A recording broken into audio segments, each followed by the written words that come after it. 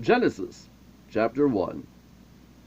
In the beginning, when God created the heavens and the earth was a formless wasteland, and darkness covered the abyss, while a mighty wind swept over the waters. Then God said, "Let there be light." And there was light. God saw how the light was good. God then separated the light from the darkness. God called the light day, and the darkness he called night. Thus evening came, and morning followed, the first day. Then God said, "Let there be a dome in the middle of the waters, to separate one body of water from the other." And so it happened. God made the dome, and it separated the water above the dome from the water below it. God called the dome the sky. Evening came, and morning followed, the second day. Then God said, "Let the water under the sky be gathered into a single basin, so that the dry land may appear." And so it happened. The water under the sky was gathered into this basin, and the dry land appeared. God called the dry land the earth, and the basin of water he called the sea. God saw how good it was. Then God said, "Let the earth bring forth vegetation, every kind of plant that bears seed, and every kind of fruit on the earth that bears fruit with its seed in it." And so it happened.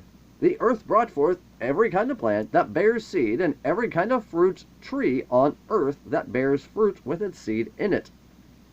God saw how good it was. Evening came, morning followed, the third day.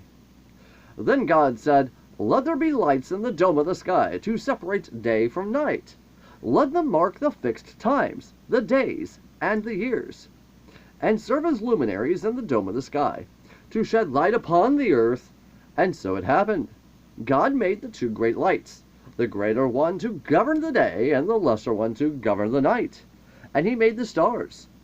God set them in the dome of the sky to shed light upon the earth, to govern the day and the night, to separate the light from the darkness.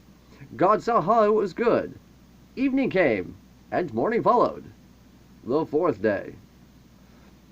Then God said, "Let the waters teem with an abundance of living creatures, and on the earth let birds fly beneath the dome of the sky." And so it happened. God created the great sea monsters, and all kinds of swimming creatures with which the water teems, and all kinds of winged birds. God saw how good it was, and God blessed them, saying, "Be fertile, multiply, and fill the water of the seas, and let the birds multiply on the earth." Evening came, and morning followed, the fifth day. Then God said, "Let the earth bring forth all kinds of living creatures, cattle, creeping things, and wild animals of all kinds." And so it happened. God made all kinds of wild animals, all kinds of cattle, and all kinds of creeping things on the earth. God saw how good it was. Then God said, "Let us make man in our image, after our likeness. Let them have dominion over the fish of the sea, the birds of the air, and the cattle, and over all the wild animals and the creatures that crawl on the ground." God created man in his image. In the divine image he created him. Male and female he created them. God blessed them, saying, "Be fertile and multiply, fill the earth and subdue it.